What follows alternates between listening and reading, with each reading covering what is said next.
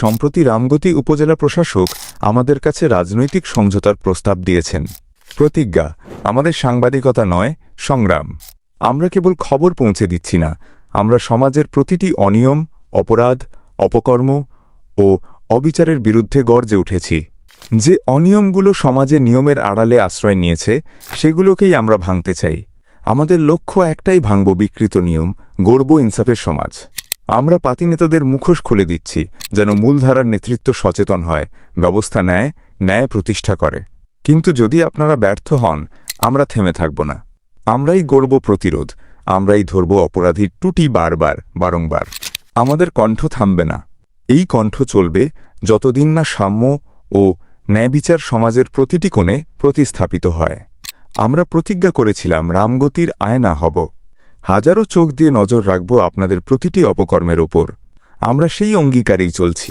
যাত্রা শুরু হয়েছে মাত্র, এখনও 2 মাস পার হয়নি, অথচ এর মধ্যেই রামগতি অভিযোগে ছেয়ে গেছে। প্রতিদিন সাধারণ মানুষ অভিযোগ পাঠাচ্ছেন, তথ্য প্রমাণ সহ। আমরা সেসব বিশ্লেষণ করে ধারাবাহিকভাবে অপরাধের চিত্র জনসমক্ষে আনছি।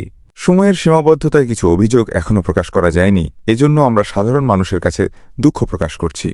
তবে আশ্বস্ত করছি, আপনাদের আস্থা ও সহযোগিতায় আমরা অপ্রতিরোধ্য হয়ে উঠছি।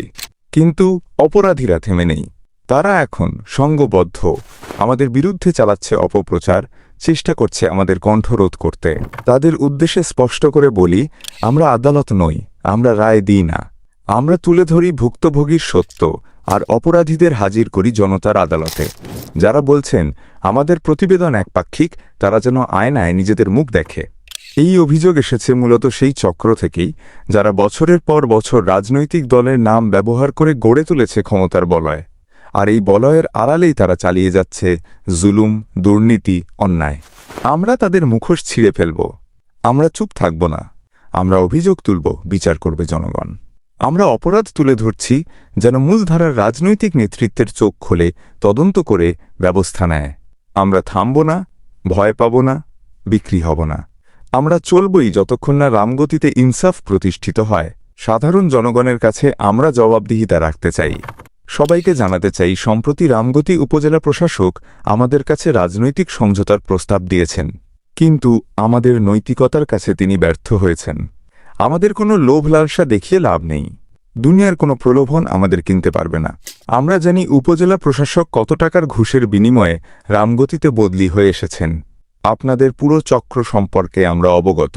তাই এখনও সময় আছে, ভালো হয়ে যান। সাধারণ মানুষের হক বুঝিয়ে দিন। দায়িত্ব সততার সঙ্গে পালন করুন। না হলে আপনাদের সকল কর্মকাণ্ডের আমলনামা তৈরি হচ্ছে, আর সেই ফাইল খুললে পালানোর পথও খুঁজে পাবেন না। আমাদের লক্ষ্য পরিষ্কার, বাংলাদেশের প্রতিটি উপজেলায় ইনসাফ প্রতিষ্ঠা করা। সেই লক্ষ্যে আমরা ইতোমধ্যেই 20টি উপজেলায় যাত্রা শুরু করেছি এবং পরিবর্তনের জোয়ার বইতে শুরু করেছে।